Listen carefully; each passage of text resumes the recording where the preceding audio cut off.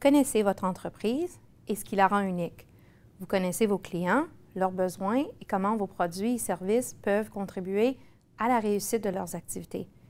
Mais comment tenir compte de tous ces éléments dans une rencontre d'à peine 15 minutes?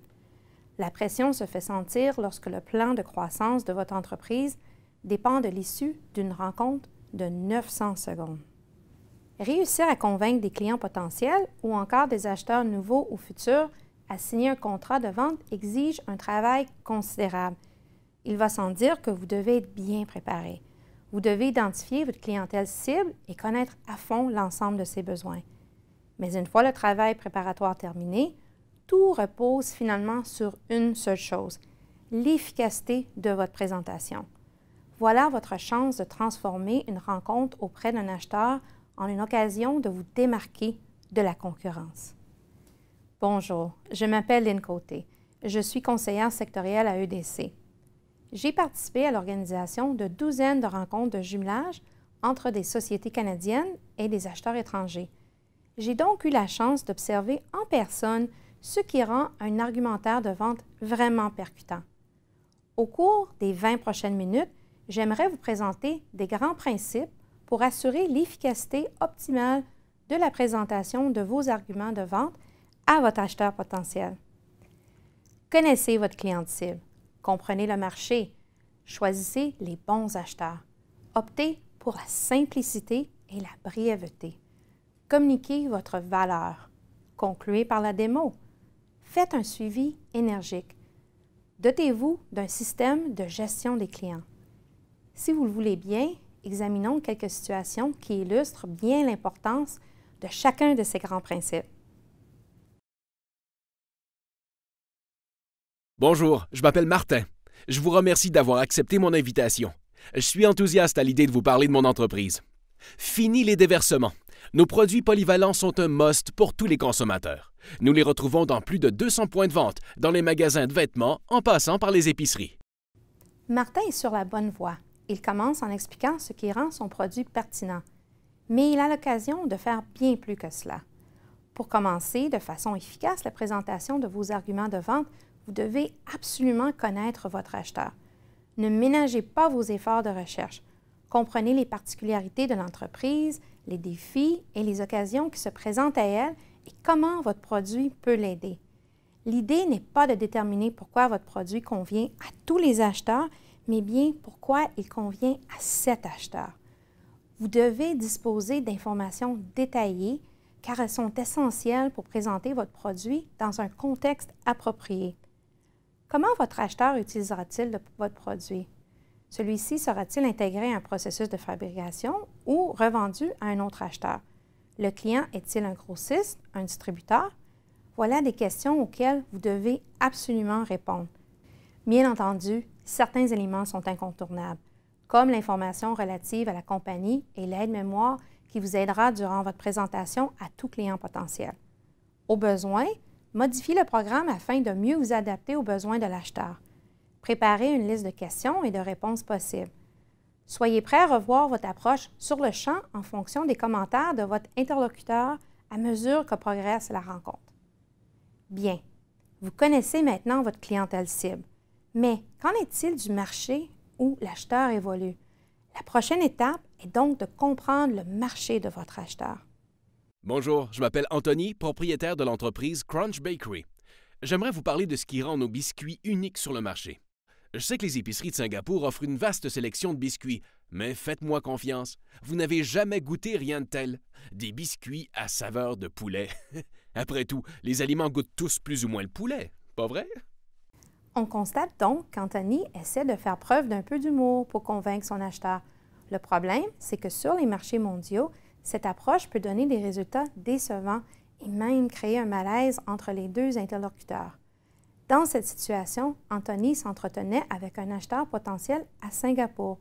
Pourtant, bon nombre de compagnies asiatiques préfèrent un exposé direct, axé sur des faits concrets et des données, ce qui laisse peu de place au ton humoristique choisi par Anthony. Si vous voulez vraiment faire bonne impression, il vous faut éviter ce genre de faux pas. Mais ce n'est pas tout. Vous devez être au fait des exigences juridiques propres au marché. de la réglementation des gouvernements locaux et fédéraux, des droits d'importation, des taxes et impôts, des exigences douanières, des normes d'expédition et des enjeux potentiels en matière de sécurité. Encore une fois, préparation et recherche sont les mots d'ordre. Vous devez connaître votre marché, ses coutumes et ses lois. Orientez vos recherches vers les tendances les plus récentes de l'industrie et découvrez qui sont vos concurrents potentiels sur le marché.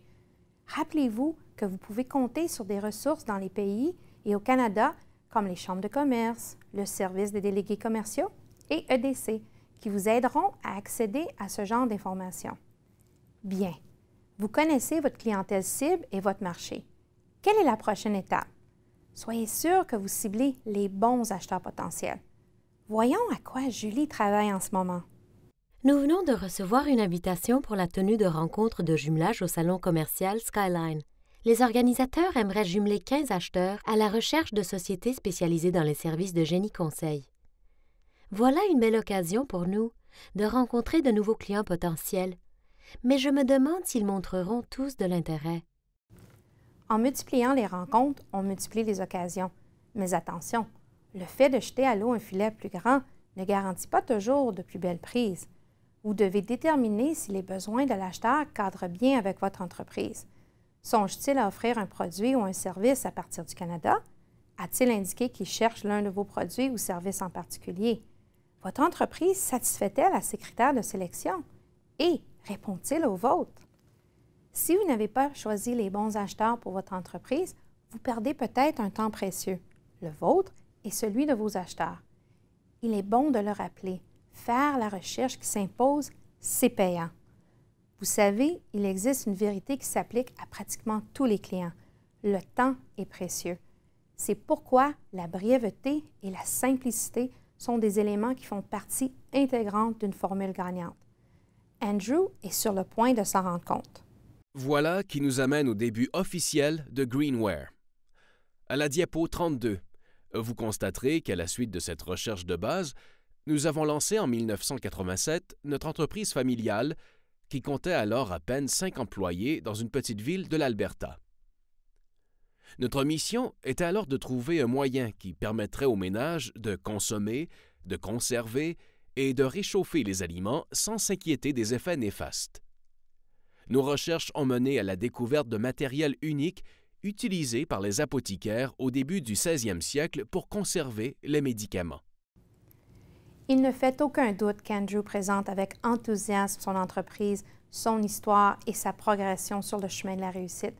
Cette passion peut être contagieuse, mais il est préférable de privilégier la brièveté et la simplicité au moment de présenter votre argumentaire de vente. En effet, seule une poignée de clients potentiels ont le temps d'assister à un long exposé. En optant pour la brièveté et en mettant l'accent sur les principales caractéristiques qui rendent votre produit unique, vous augmentez l'efficacité de votre présentation. Attention à la surcharge d'informations. Concentrez-vous sur votre proposition de valeur. Votre client pourra sans difficulté se souvenir de 5 grands points, mais sans doute pas plus. Je viens de parler de la communication de votre proposition de valeur. Cela m'amène au prochain principe. Pour le connaître, observez d'abord Karen. Comme vous le savez sans doute, le Canada est réputé pour des produits au sirop d'érable. Comme la plupart des entreprises de l'industrie, nos installations se trouvent au milieu de la forêt.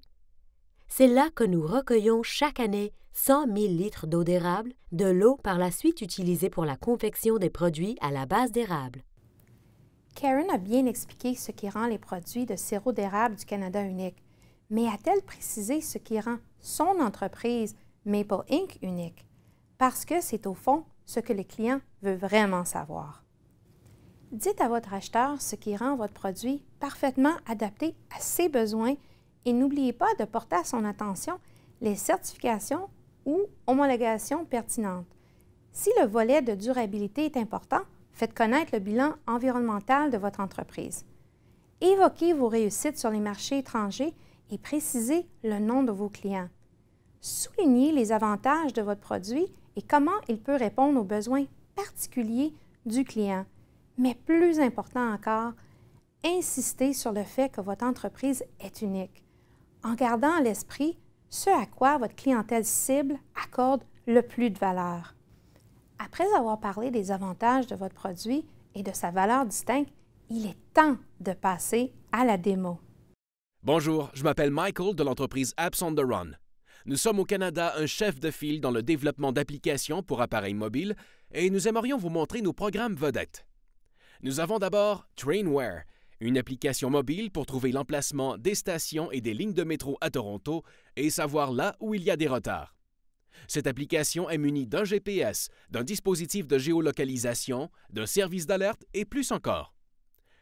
Nous avons également conçu l'application Dr. Find, qui aide les Canadiens à trouver des cliniques sans rendez-vous et en connaître les heures d'ouverture, à accéder à la liste des médecins acceptant de nouveaux patients, l'information sur les patients relative aux essais cliniques et à profiter d'une tribune pour le réseautage social. Et puis, il n'y a pas de doute, la démo de votre produit est un moment excitant de votre présentation et il a fort à parier que votre acheteur voudra voir votre produit à l'œuvre. Toutefois, si vous passez tout de suite à la démo, vous aurez omis de couvrir d'abord les éléments essentiels. Votre démo semblera donc détachée du reste de votre présentation. Vous devez donc faire le travail préparatoire, établir une relation et aider votre acheteur à comprendre comment votre produit peut répondre à ses besoins particuliers. Au moment de faire la démo de votre produit ou la présentation d'échantillons de votre produit, déterminez ce qui convient en fonction de la situation. Si votre produit est petit, emportez-le avec vous. Si vous fabriquez de la machinerie industrielle, une vidéo dynamique ou une brochure de qualité sont essentielles. Si vous décidez de laisser de la documentation à votre acheteur, assurez-vous qu'elle sera prête bien avant la date où vous en avez besoin et qu'elle sera présentée dans un support portatif comme une clé USB. La documentation de marketing devrait être détaillée et spécifique et assortie de nombreuses images et photos, d'une liste des types de produits et des prix, du genre d'emballage et le matériel utilisé, ainsi que des caractéristiques du produit. Si vous le jugez opportun, vous pouvez même indiquer les ports d'envoi et de réception des marchandises et toutes les certifications ou homologations pertinentes. Si vous faites une présentation à un acheteur sur un marché étranger, il pourrait être avantageux d'avoir en votre possession de la documentation dans la langue du pays. Bien, la rencontre est terminée, mais votre travail n'est pas fini pour autant. L'un des moyens de tirer le maximum des 15 minutes passées avec votre client est d'inscrire la rencontre dans la continuité en faisant un suivi assidu. Faire un suivi est donc capital. Merci d'avoir accepté mon invitation. Je vous demanderai de consulter ces brochures et ces listes de prix. Si vous avez des questions ou souhaitez une rencontre de suivi, sachez que je serai de retour au bureau dans 2 semaines. N'hésitez pas à communiquer avec moi. Je serai heureuse de vous donner plus d'informations ou de discuter d'autres options mieux adaptées à votre entreprise. Il est fort à propos que Laura parle des prochaines étapes. C'est la meilleure chose à faire pour éviter que l'intérêt de votre client potentiel ne diminue. N'attendez pas trop avant de programmer une rencontre de suivi. En étant proactif, vous communiquez une attitude dynamique, engagée et professionnelle. La clé ici est de former des relations et de les enrichir et par le fait même de créer de nouvelles occasions. Envoyez un courriel de suivi tout de suite après la rencontre ou au plus tard le lendemain. Si vous ne pouvez le faire, demandez à quelqu'un de le faire en votre nom. Tenez vos engagements.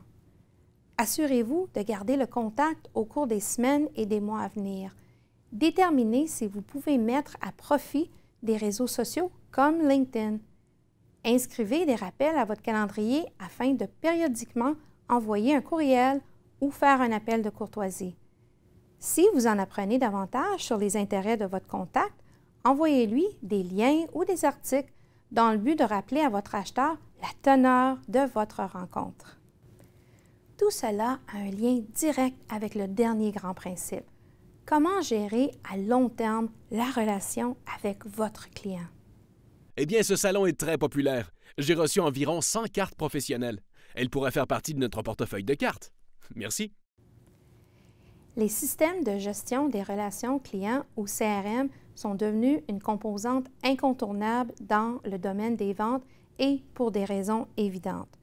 Ce genre de système permet de faire la collecte de données sur les clients à partir de sources diverses et de créer une vue d'ensemble en temps réel de chaque client potentiel ou actuel.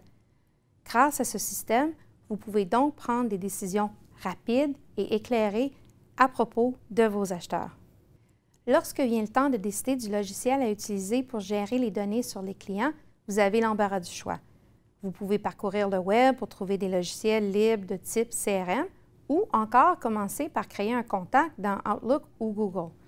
Tout ce dont vous avez besoin, c'est un moyen de consigner les renseignements sur l'entreprise ainsi que les coordonnées des clients futurs, passés, potentiels pour des distributeurs, des institutions financières, d'autres personnes ou organisations avec lesquelles vous devez traiter. Ne manquez pas d'enrichir le profil de l'entreprise à chaque nouveau contact, qu'il s'agisse d'un appel, d'un courriel ou d'une rencontre. Plus vous en savez au sujet de vos futurs acheteurs, mieux vous serez en mesure de personnaliser votre argumentaire de vente.